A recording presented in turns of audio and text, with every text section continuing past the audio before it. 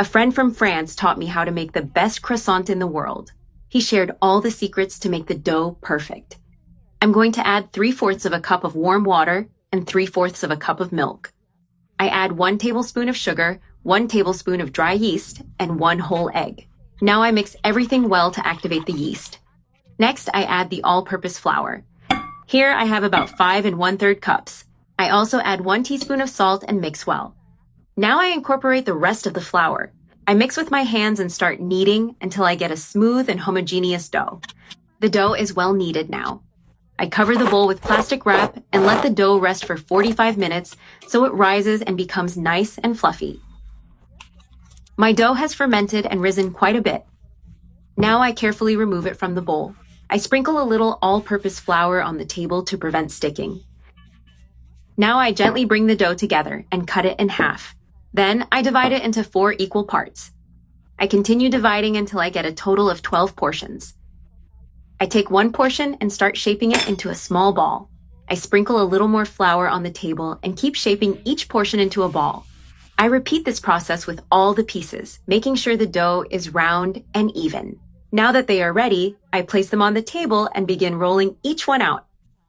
The ideal size for each disc is about 10 inches in diameter. Look how the dough turned out, thin, light, and super soft. Now I place the first disc on a plate and sprinkle a little all-purpose flour. Then I spread a bit of butter on top, making sure it's well coated. I place another disc on top and repeat the process, spreading butter on each layer. I keep stacking the discs on top of each other, always with butter in between. Now I take a plastic bag and place the plate with the dough inside. I put it in the refrigerator and let it rest for 25 minutes. Done! The 25 minutes have passed, and now I take the dough out of the bag. Look how beautiful it turned out. It rose quite a bit and looks amazing.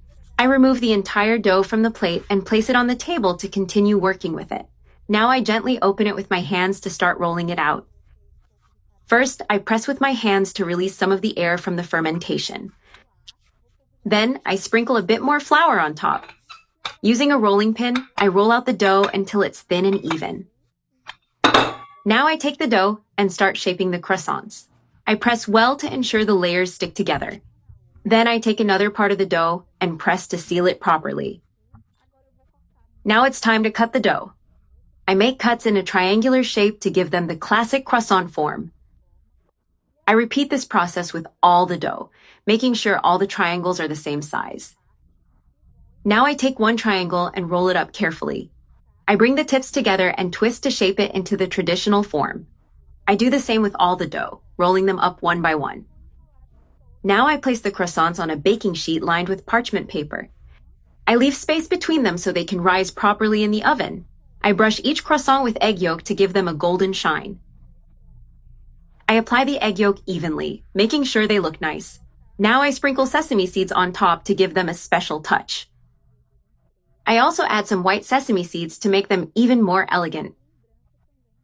Now I put them in the preheated oven at 350 degrees Fahrenheit for 25 minutes. And here are my baked croissants. They turned out golden and crispy. Look how beautiful they are, perfectly baked with an irresistible aroma. Check out that crispy crust on the outside. And on the inside, the dough is super light and fluffy. This croissant is perfect to enjoy with a good cup of coffee in the afternoon.